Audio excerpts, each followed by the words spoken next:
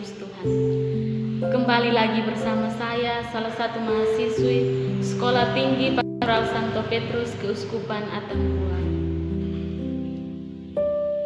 Sebelum kita memulai dengan renungan pada pagi hari ini, saya mengajak kita sekalian untuk berdoa.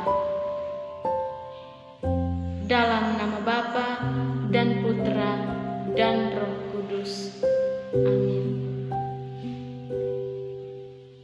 Ya Allah Bapa dalam kerajaan surga, hormat, puji, dan syukur kami panjatkan kehadirat-Mu atas berkat-Mu pada pagi hari ini, sehingga kami masih menikmati ciptaan-Mu yang begitu indah.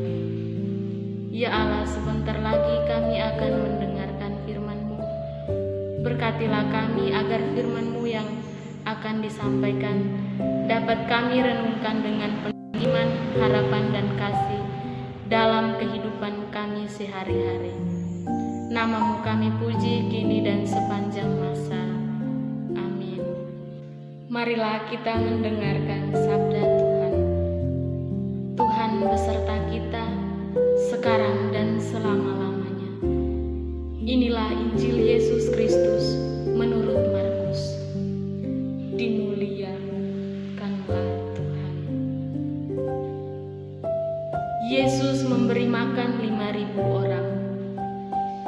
Kemudian rasul-rasul itu kembali berkumpul dengan Yesus dan memberitahukan kepadanya semua yang mereka kerjakan dan ajarkan. Lalu ia berkata kepada mereka, "Marilah ke tempat yang sunyi, supaya kita sendirian dan beristirahatlah seketika. Sebab memang begitu banyaknya orang yang datang dan yang pergi, sehingga makan pun mereka tidak sempat." Maka berangkatlah mereka untuk mengasingkan diri dengan perahu ke tempat yang sunyi. Tetapi pada waktu mereka bertolak, banyak orang melihat mereka dan mengetahui tujuan mereka. Dengan mengambil jalan darat, segeralah datang orang dari semua kota ke tempat itu sehingga mendahului mereka. Ketika Yesus mendarat, ia melihat sejumlah besar orang banyak, maka tergeraklah hatinya oleh belas kasihan kepada mereka, karena mereka seperti domba yang tidak mempunyai gembala. Lalu mulailah ia mengajarkan banyak hal kepada mereka. Demikianlah sabda Tuhan. Terpujilah Kristus. Berjalanlah ke tempat yang sunyi. Saudara-saudari yang terkasih dalam Kristus Tuhan, ada banyak hal yang bisa kita renungkan bersama.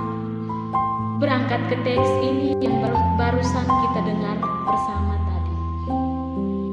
Tapi pada kesempatan ini, saya mengajak kita sekalian untuk bersama-sama merenungkan satu ajakan yang berasal dari Yesus sendiri.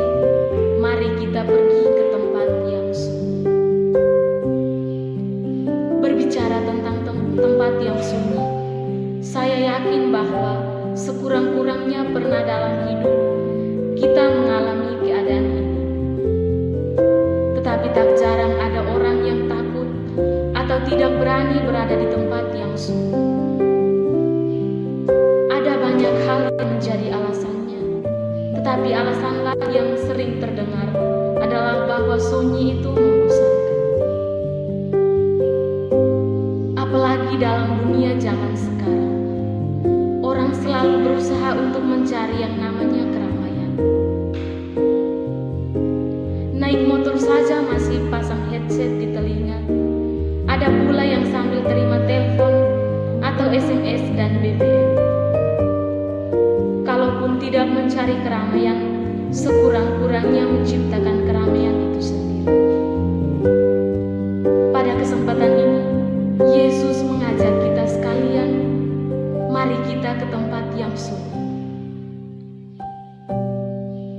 Yesus tidak mengatakan, mari kita ke tempat yang ramai atau ke tempat orang yang buat gaduh. Pertanyaan untuk kita sekalian, mengapa harus ke tempat yang sunyi? Karena dengan tempat yang sunyi, orang diajak masuk ke dalam diri sendiri. Saudara-saudari yang terkasih dalam Kristus Tuhan, mari kita ke tempat yang sunyi. Mari kita menemukan Tuhan dalam keheningan.